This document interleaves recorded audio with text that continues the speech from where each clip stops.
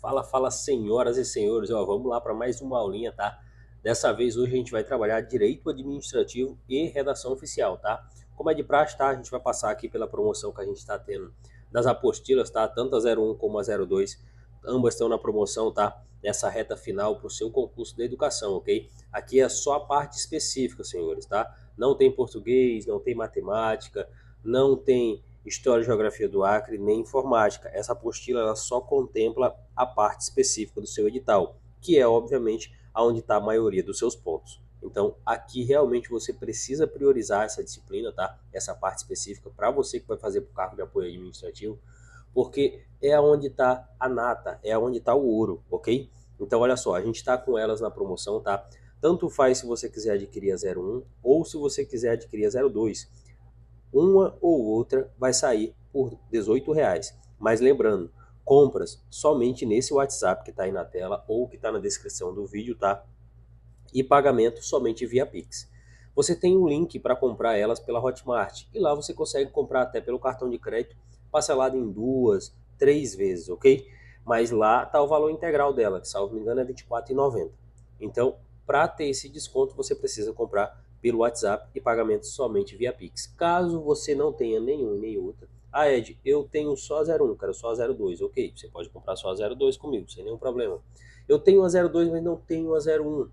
Ok, você pode comprar a 01 comigo, vai pagar R$ 18 por uma, ok? Ed, não tenho nenhuma das duas e quero adquirir as duas. As duas ainda ficam com um desconto maior, sai a R$ 30, ok? Então, são essas as informações, tá? Vamos direto pro vídeo, não vamos perder tempo. Vamos embora. Vamos já para a primeira questão aqui, ó, que a gente vai trabalhar a parte de direito administrativo. Olha a primeira questão, ela vem trazendo assim, ó. Considerando os contornos da administração pública na Constituição de 88, é correto afirmar que são entidades administrativas integrantes da administração pública, ó. Deixa eu botar isso aqui para cima. Da administração pública indireta, tá, senhores? Da administração pública indireta, que são criadas, agora aqui vem a parte importante, ó, que são criadas por lei por lei diante de sua personalidade, olha só, jurídica de direito público. Beleza. Aqui, quem que é assim? Quem que tem essa personalidade jurídica de direito público e quem, obviamente, é criada exclusivamente por lei, né? Criada por lei. Vamos lá. Existe as que são autorizadas sua criação por lei e as que são criadas por lei. Galera, criadas por lei, a gente só tem a autarquia da parte da administração indireta. Ou seja, nosso gabarito aqui, ó, gabarito letra A, tá? São as entidades autárquicas, tá? Essas aqui, galera, tá lá no artigo 37 da Constituição, tá? A gente tem que elas são somente criadas por lei específica, tá? Somente por lei específica poderá ser criada a autarquia. E aí a gente tem autorizadas, né, autorizada a instituição de empresas públicas, de sociedade de economia mista e de fundações, ok? Então, as demais elas são autorizadas, tá?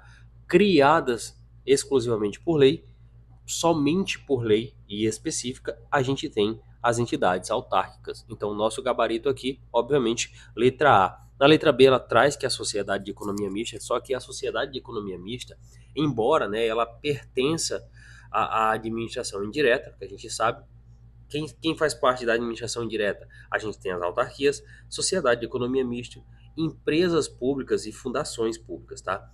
Só que a sociedade de economia mista, embora ela pertença à administração direta, ela tem a sua criação autorizada, como eu falei, é a sua criação autorizada por lei e não a sua criação por lei. São duas coisas diferentes. E a sociedade de economia mista, ela também tem personalidade jurídica de direito privado, ok? E não de direito público. A letra C, ela fala de empresas públicas. Embora também ela pertença à administração indireta, ela tem a sua criação também autorizada por lei. E também ela tem personalidade jurídica de direito privado. A letra D fala que são os serviços sociais autônomos, galera.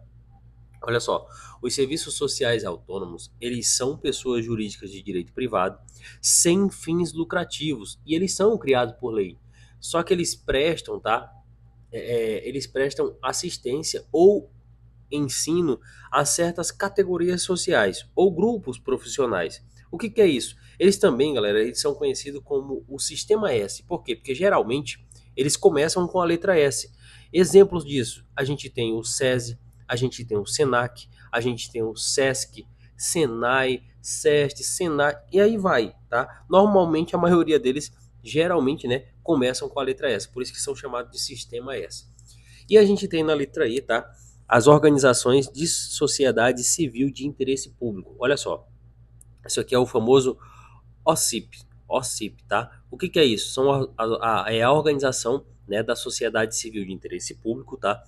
E é uma qualificação jurídica atribuída a diferentes tipos de entidades privadas atuando em áreas típicas do setor público, com interesse social, que podem ser financiadas pelo Estado ou pela iniciativa privada, e isso sem fins lucrativos, tá? Ou seja, são entidades típicas de terceiro setor. Então não tem nada a ver com o nosso gabarito, e a gente já viu que o nosso gabarito é a letra A, entidades autárquicas, ok? Vamos para a próxima.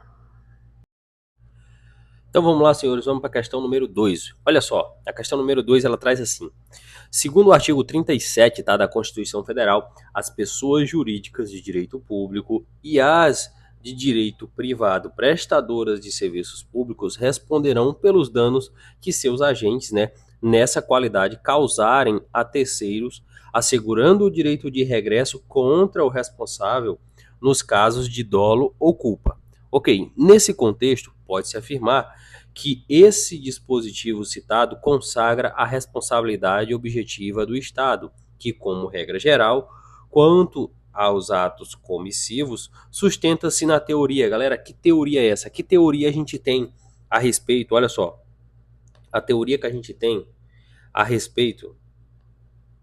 Deixa eu grifar aqui que fica melhor. Olha só, a respeito da responsabilidade civil objetiva do Estado, tá?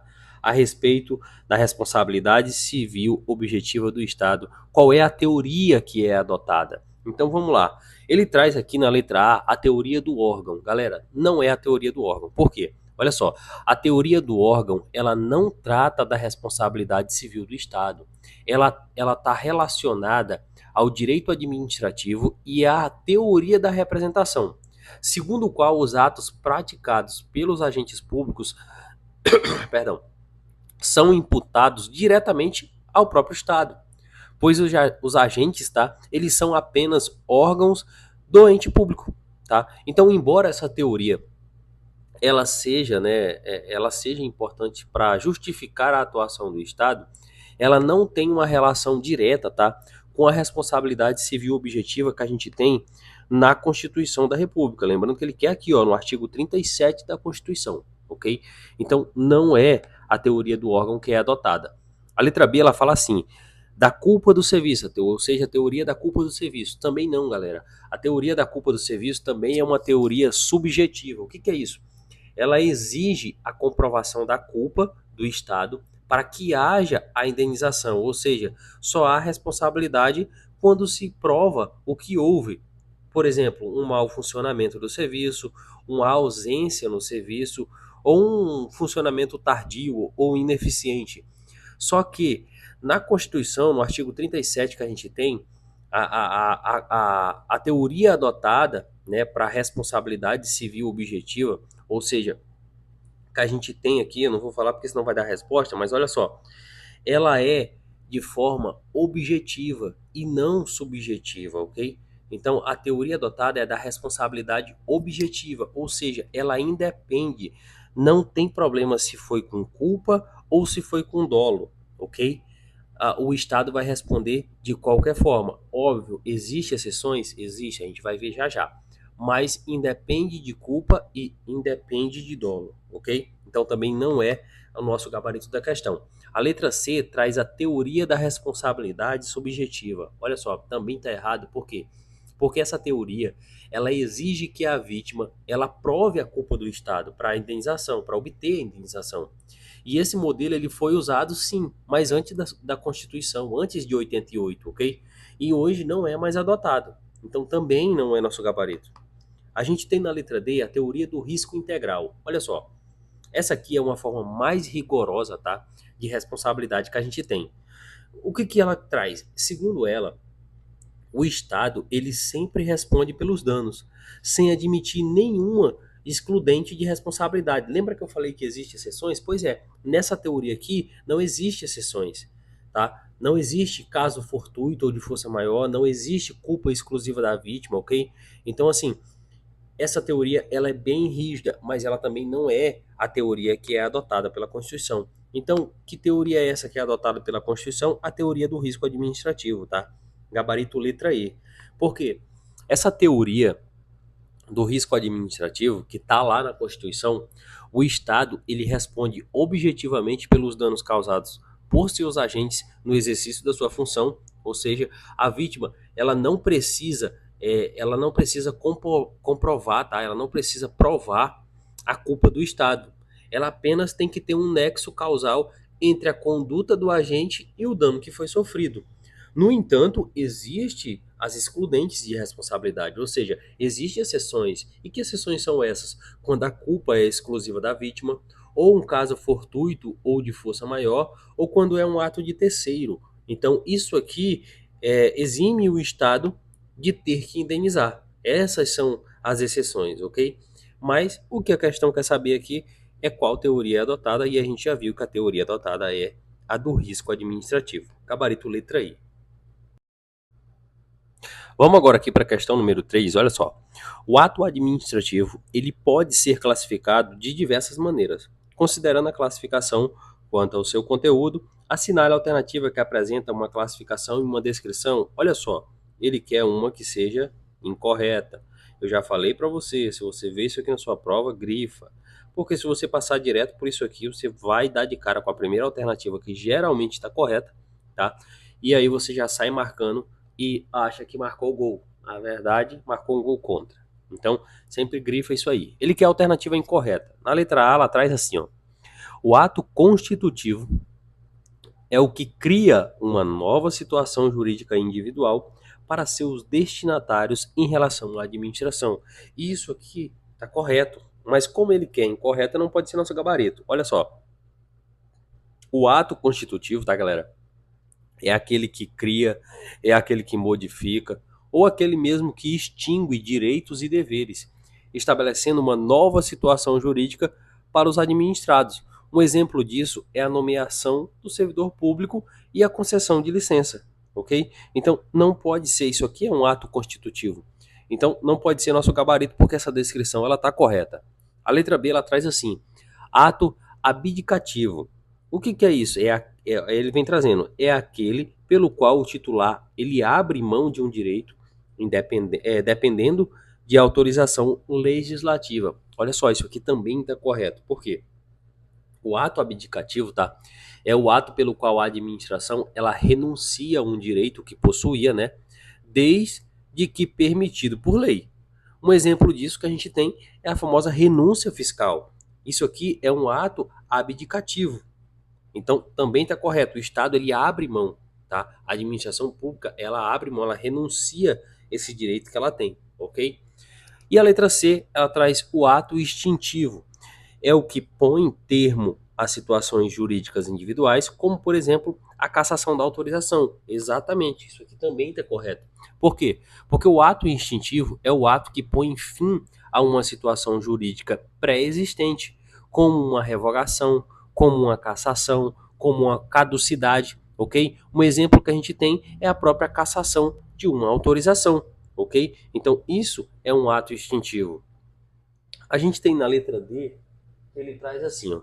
Na letra D ele traz assim, ato simplificado é o que visa reconhecer situações pré-existentes ou mesmo possibilitar seu exercício, como por exemplo a emissão de certidões. Parou por aqui. Ed, porque aqui está nosso gabarito, isso aqui está errado.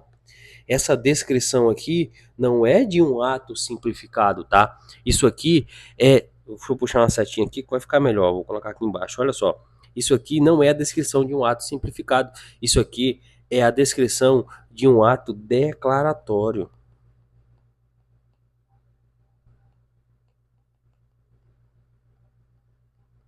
Isso aqui é do ato declaratório, perfeito? Então, isso aqui tá errado, tá?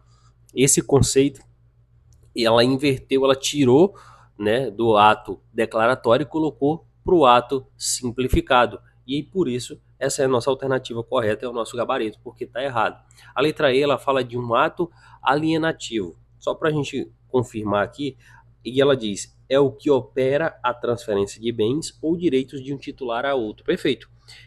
O ato alienativo, tá? É aquele que ele transfere bens ou direitos de um titular para o outro. Um exemplo disso que a gente tem é a venda de um imóvel público, né? A venda de um imóvel público ou cessão de seus direitos. Para a administração, isso aqui é chamado de ato alienativo, ok? E também está correto. E nosso gabarito fica na letra D, porque ela inverteu, ela trocou aqui declaratório por simplificado. Vamos aqui para a questão número 4, olha só. A questão número 4 ela vem trazendo assim: para diminuir o grande número de acidentes de trânsito existentes em um determinado município, foi definido pela autoridade de trânsito local que, na Avenida X, a velocidade máxima é de 80 quilômetros por hora.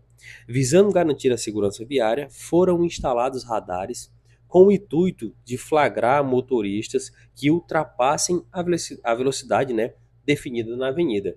Ok, ao aplicar a penalidade de trânsito ao motorista que ultrapassar a velocidade definida, a administração estará exercendo qual poder, galera? Olha só. É óbvio, a gente já viu isso aqui um zilhão de vezes. Eles vão estar exercendo que poder? O famoso poder de polícia, amigo. Eu sei que você está fazendo concurso para educação, mas isso aqui tá dentro da parte de direito administrativo, tá? Então isso aqui vai estar exercendo o famoso poder de polícia, tá? Na letra A, ela vem dizendo que é o poder disciplinar. Não, olha só. Ela até traz a descrição, né? Que consiste em atos repressivos aplicados aos seus administrados. Olha só. O poder disciplinar, né, que a gente já viu aqui, ele é aquele que é exercido sobre os agentes, né, na verdade, sobre os agentes públicos e sobre particulares que mantenham um vínculo especial com a administração pública, ok? Ao aplicar a multa, o motorista, né, aqui trazendo para esse enunciado, ao aplicar, né, a multa, o motorista que desrespeita as regras de trânsito, isso aqui não é um ato disciplinar. Por quê? Porque o motorista ele não tem nenhum vínculo com a administração pública, ok? Por isso que não pode ser nosso gabarito. A gente tem na letra B o poder hierárquico, que consiste na edição de atos normativos para garantir o bem comum. Olha só, o poder hierárquico, tá, galera? Ele se manifesta dentro da administração pública, ou seja, é a relação de subordinação entre os órgãos e entre os agentes. Como trazendo para a questão aqui, a multa de trânsito ela não envolve relação de hierarquia, né? Não tem nada a ver com o nosso gabarito. Então não existe essa relação de hierarquia entre o motorista e o agente público que vai aplicar a multa. Por quê? Porque eles dois são duas pessoas diferentes, um particular e um cara que está ali respondendo pela administração pública. Na letra C, a gente tem o poder regulamentar, e ele traz assim, que consiste na punição dos particulares por atos contrários ao interesse público. Olha só, o poder regulamentar ele se refere à edição de normas e regulamentos para complementar a lei, geralmente por meio de decretos e resoluções. Né? O ato de aplicar a multa, né, de trânsito que a gente tem aqui não é uma edição de um regulamento, mas sim a execução de uma norma que já existe. Tá? Por isso que também não pode ser nosso gabarito. A letra D ela fala do poder vinculado, que permite uma margem de liberdade ao administrador, o qual exercerá um juízo de valor à sua edição. Olha só, o poder vinculado, galera, ele ocorre quando a administração ela age sem margem de discricionariedade, ou seja, deve seguir estritamente o que a lei determina.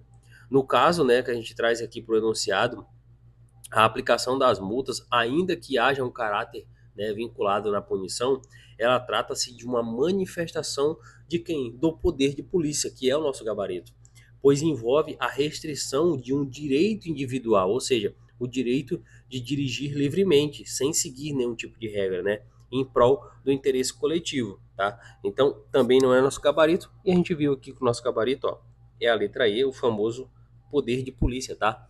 E ele traz aqui, né, que o poder de polícia que consiste na atividade da administração pública, que impõe limites, né, ao exercício dos direitos e liberdades em prol do interesse coletivo, perfeito, consistindo em um mecanismo de frenagem, né, de, que dispõe a administração pública para conter os abusos de direito individual com a finalidade de proteger, obviamente, a coletividade.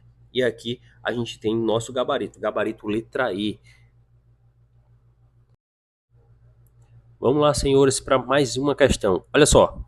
Julgue os seguintes itens a respeito da responsabilidade civil do Estado. A gente já resolveu algumas questões sobre a responsabilidade civil, então vai ficar fácil. Olha só. Item 1, ele traz assim. Deixa eu só mudar isso aqui de local. Isso aqui vai ficar melhor. Ele traz assim. Conforme a Constituição, a responsabilidade civil estatal submete-se à teoria do risco integral. Galera, foi isso aqui que a gente viu na questão logo passada. A responsabilidade civil do Estado, qual é a teoria que é utilizada para ela? A gente já viu, não é a teoria do risco integral. Qual é a teoria? A teoria do risco administrativo. Peraí, ficou feio, não tá dando nem para entender. Teoria do risco administrativo. Tá?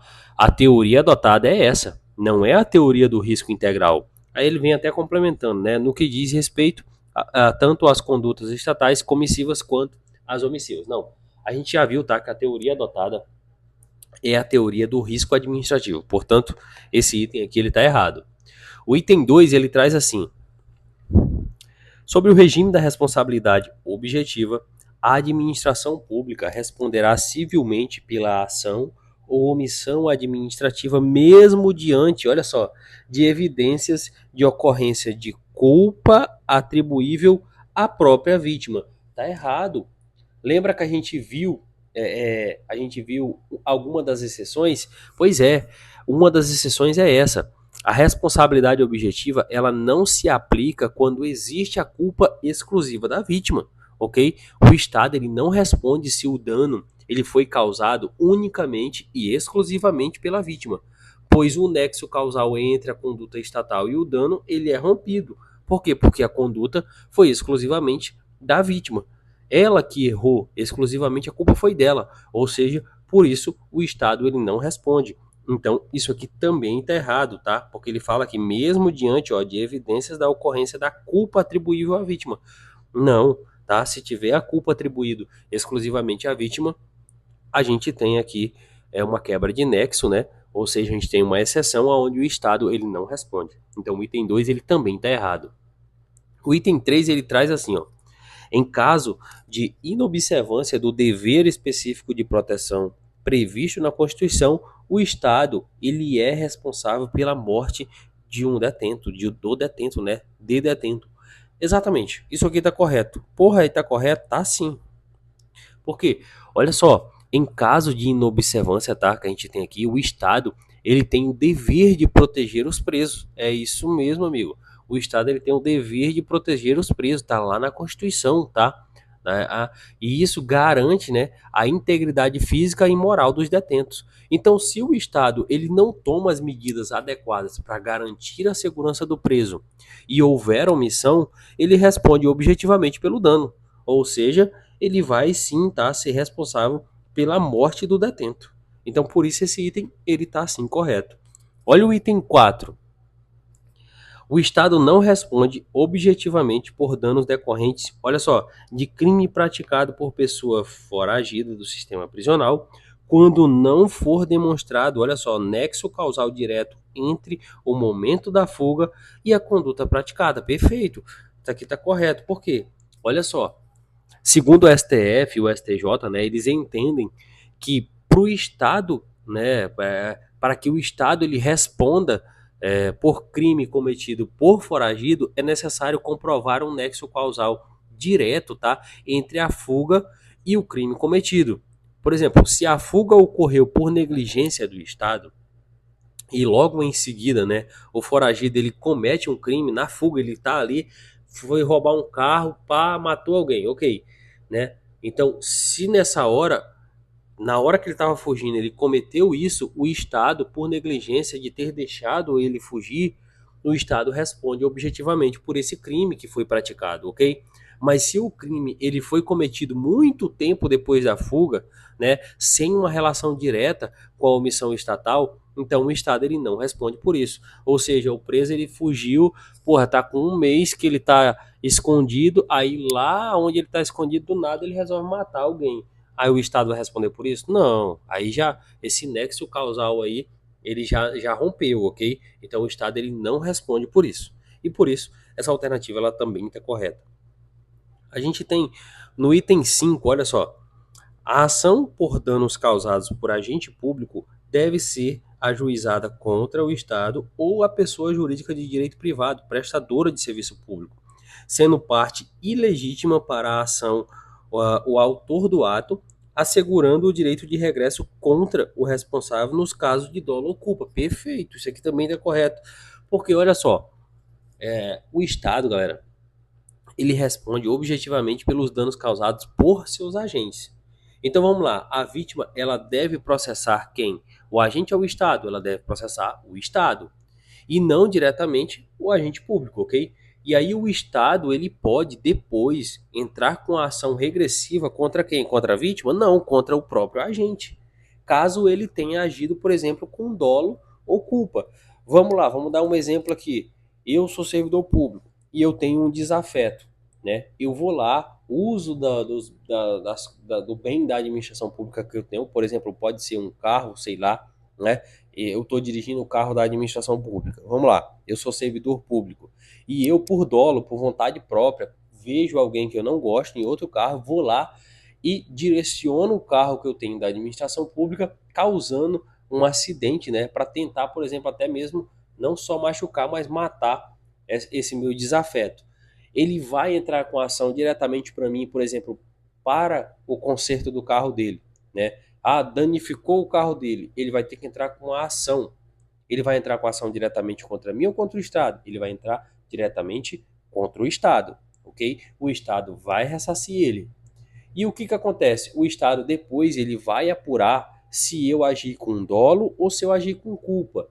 E aí vai me penalizar mediante isso, ok? Então, esse item ele também está correto.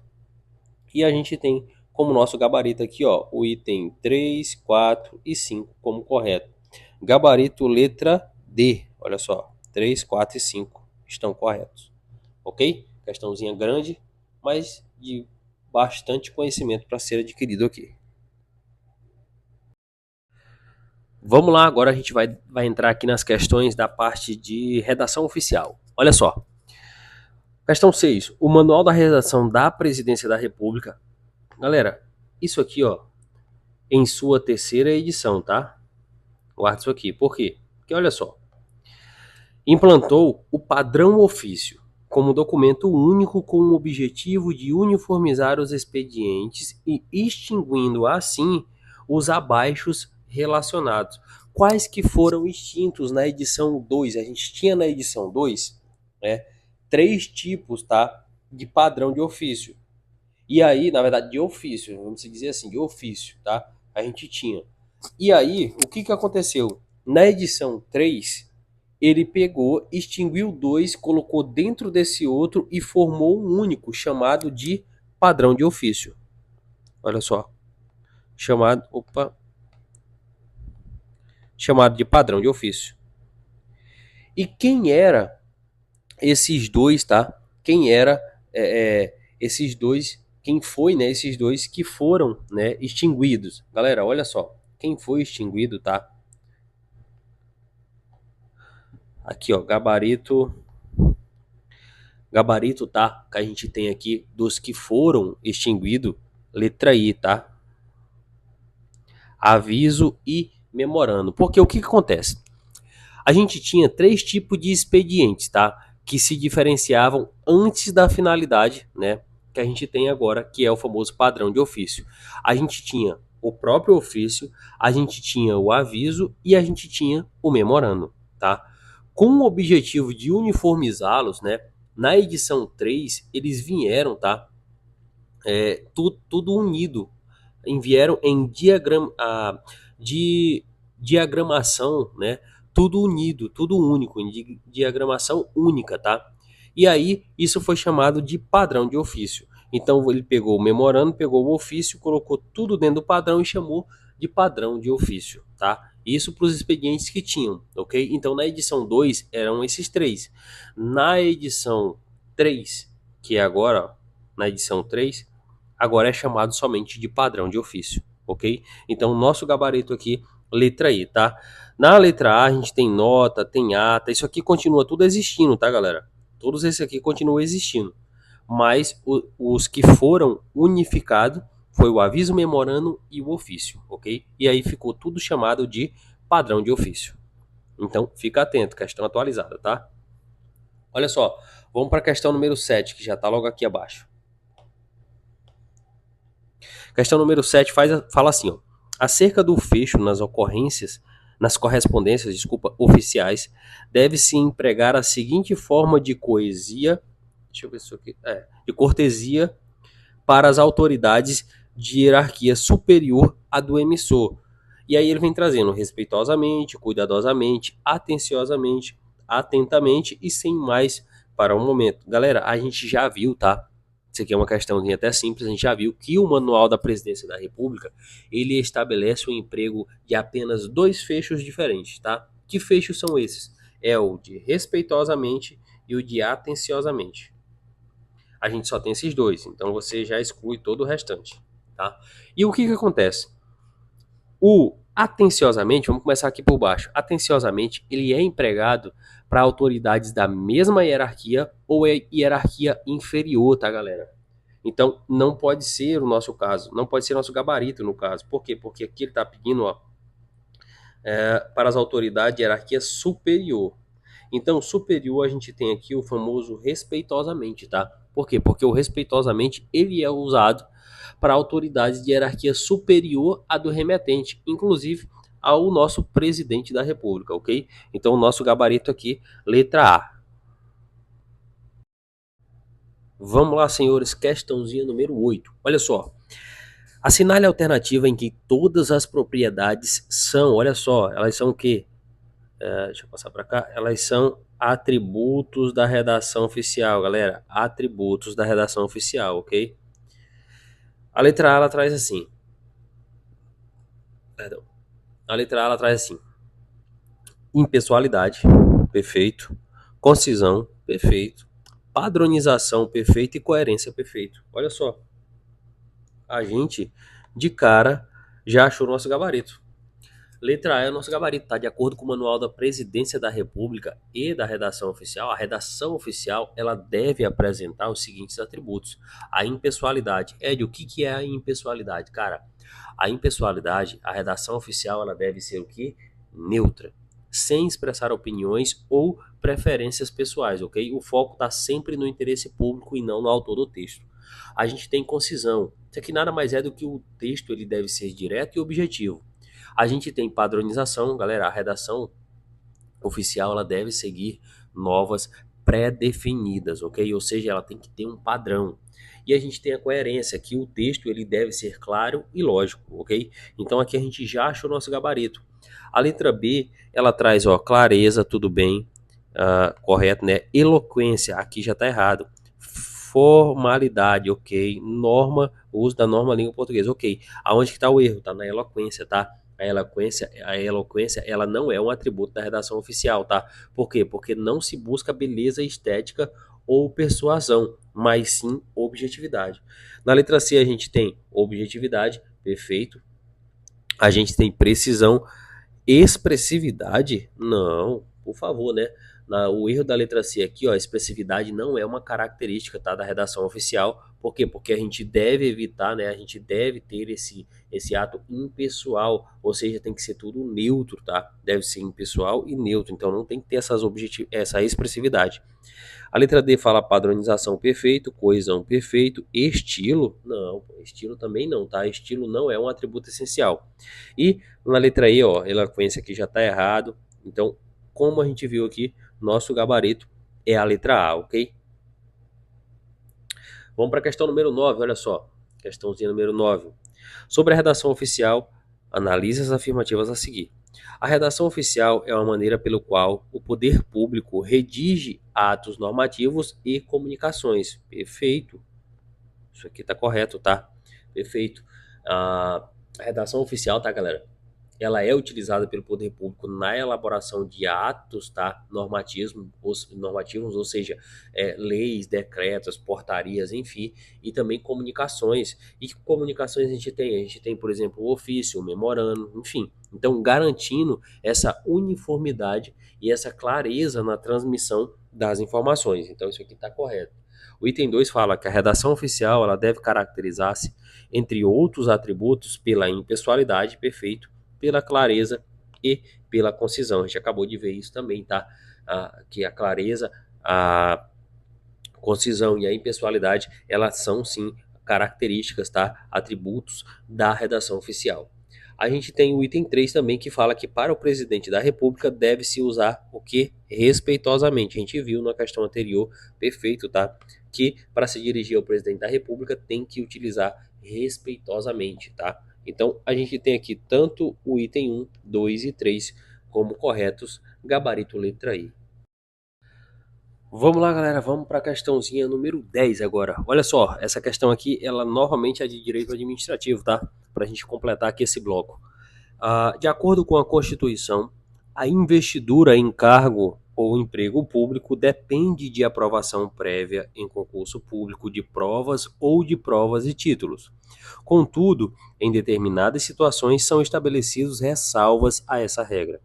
Nesse sentido, o ato normativo na esfera estadual que dispõe, olha só, na esfera estadual, que dispõe sobre a contratação por tempo determinado de servidores sem concurso público. Vamos lá. Que ato é esse? É um ato de improbidade administrativa? Apenas pode contemplar cargos de comissão? Deve ter, né, objetivo de atender a necessidade transitória ou deve observar norma geral que regula, né, a contratação de servidores temporários editada pela União? Olha só, vamos lá. A letra A, ela vem trazendo a respeito de atos de improbidade. Não, galera, olha só, isso aqui está errado. Por quê? Não é nosso gabarito a letra A. A contratação temporária, ela não configura por si só a improbidade administrativa. Por quê? Porque desde que ela siga requisitos legais para isso. E há requisitos legais para isso, tá? Então, por isso que não pode ser a letra A. Porque se seguir os requisitos legais, se seguir a legislação legal, tá? Não vai ser um ato de improbidade administrativa. A letra B fala que apenas pode contemplar cargos em comissão. Também está errado. Por quê? Olha só, cargos em comissão são de livre nomeação e exoneração. Ok. Mas ele não se confunde com a contratação temporária. Uma coisa é uma coisa, outra coisa é outra coisa, ok? Então não é apenas para os cargos em comissão. E a letra C, que é o nosso gabarito da questão, ó, gabarito letra C, deve ter por objetivo atender a necessidade transitória, tá? O que diz a Constituição lá no artigo 37? Ela fala, tá, que ela permite a contratação por tempo determinado para atender a necessidade temporária e excepcional do interesse público, desde que isso esteja previsto em lei. Então, assim, a contratação temporária sem concurso público, ela deve obedecer a esse requisito, sendo justificado, tá, apenas em situações emergenciais ou situações o quê? Transitórias, ok? Então, como, por exemplo, a gente tem em calamidades públicas, em surtos epidêmicos, em pandemias, enfim, Então, você tem essa necessidade transitória ou por tempo determinado, você pode fazer essa contratação dentro dos requisitos legais. E por isso, o nosso gabarito é a letra C. A letra D fala que deve observar a norma geral que regula a contratação de servidores temporários, editada pela União. Olha só, o erro está aqui, tá? Por quê?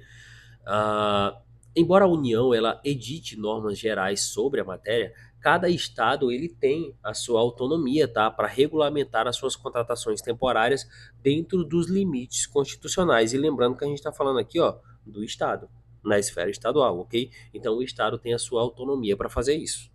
Então, gabarito letra C, como a gente acabou de ver, e a gente chega aqui no final de mais um bloco com algumas questões, lembrando aos senhores que a nossa apostila tá de promoção, tá?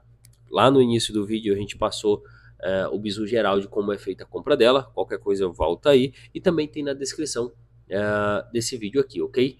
Lembrando que a sua prova está chegando e você não pode vacilar. Restam poucas semanas e agora é a hora que você precisa intensificar o seu estudo e não deixar a peteca cair.